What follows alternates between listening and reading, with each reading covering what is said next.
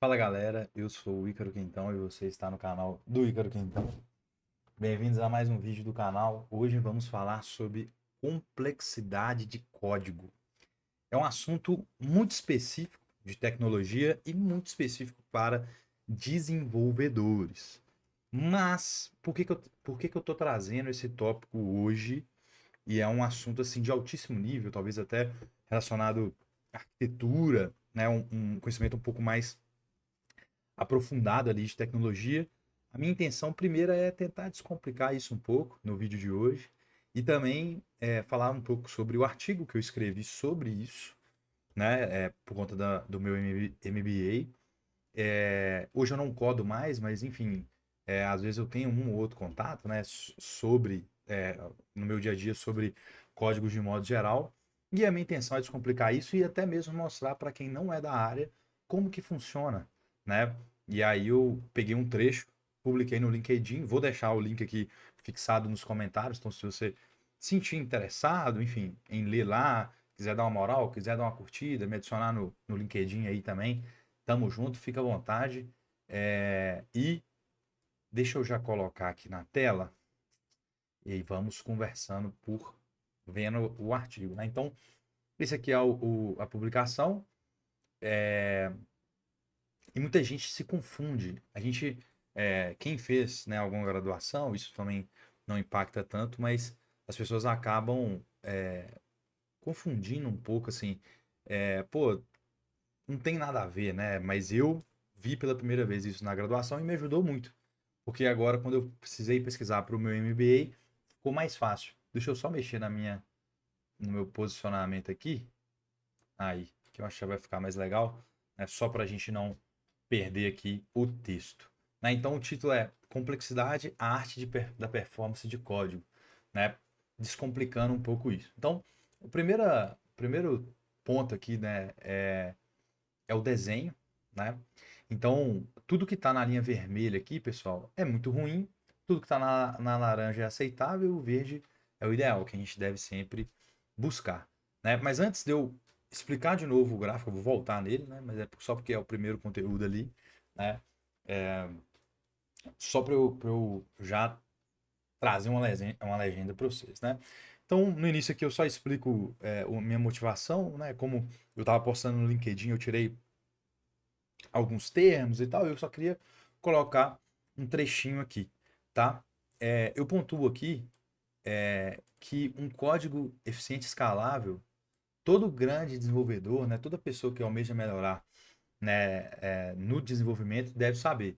E a nível de curiosidade, quem não é da área, é interessante saber também, só que existe isso, né? Às vezes a gente não entra nesses assuntos no dia a dia, mas é bem legal, né? Então, assim, todo código que é escrito, ele é processado em algum lugar, né?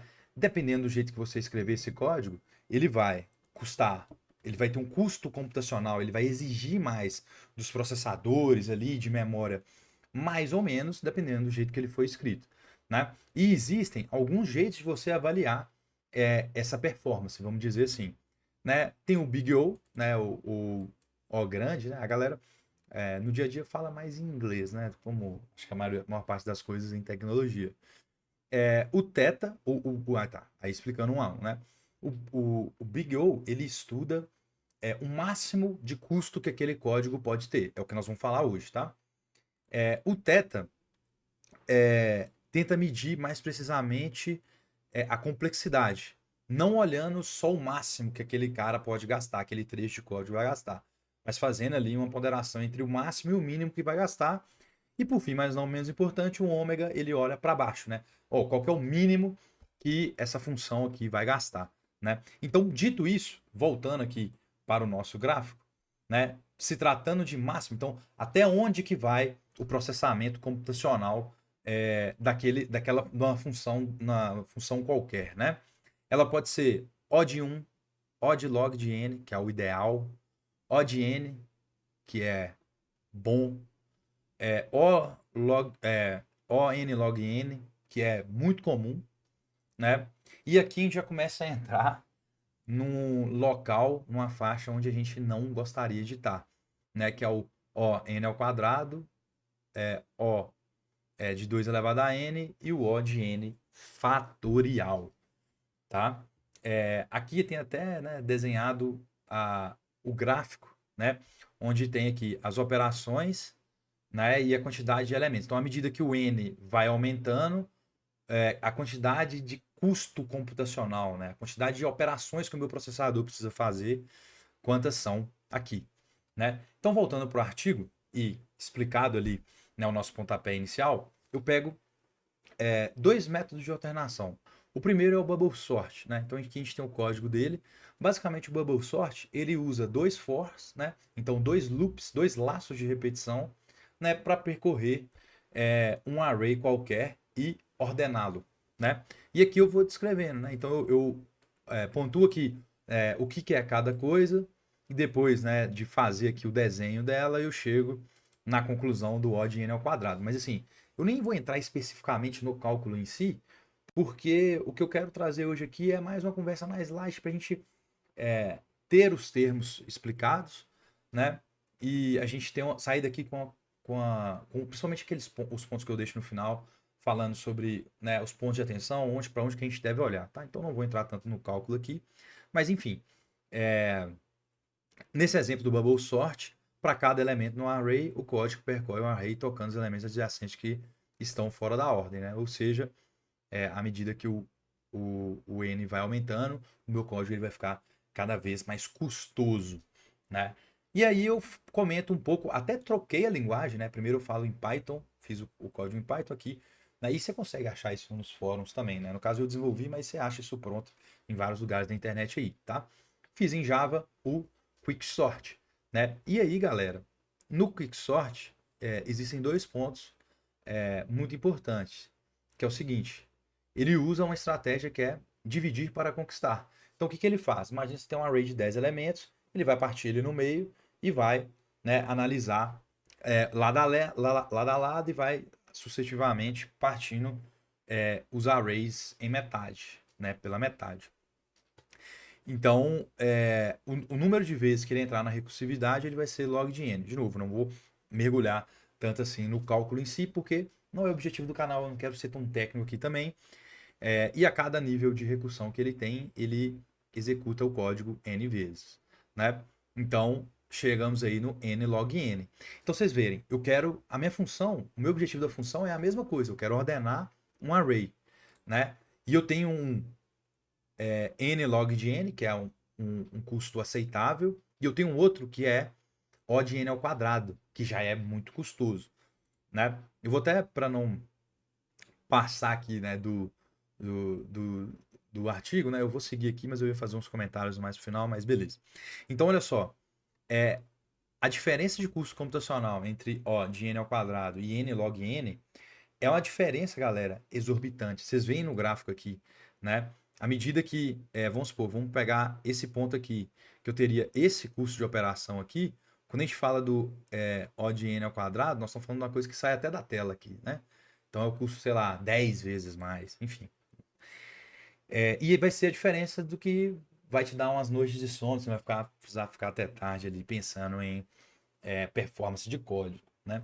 Eu sei que não é uma realidade de muito desenvolvedor e quem é da área de tecnologia não deve nem sonhar com isso, mas eu acho que é um conteúdo interessante da gente trazer aqui, né? E aí só comenta aqui um pouco sobre a parte de ordenação, né? Eu quis analisar o custo, mas não existe bala de prata também na ordenação, você tem que ver, né? Pô, a quantidade de dados que você quer tratar, né? Ou melhor, que você quer ordenar no caso de ordenação, né? Existem alguns casos que o insertion sort, que eu nem menciono ele aqui para cima, né? Mas ele pode ser melhor, enfim.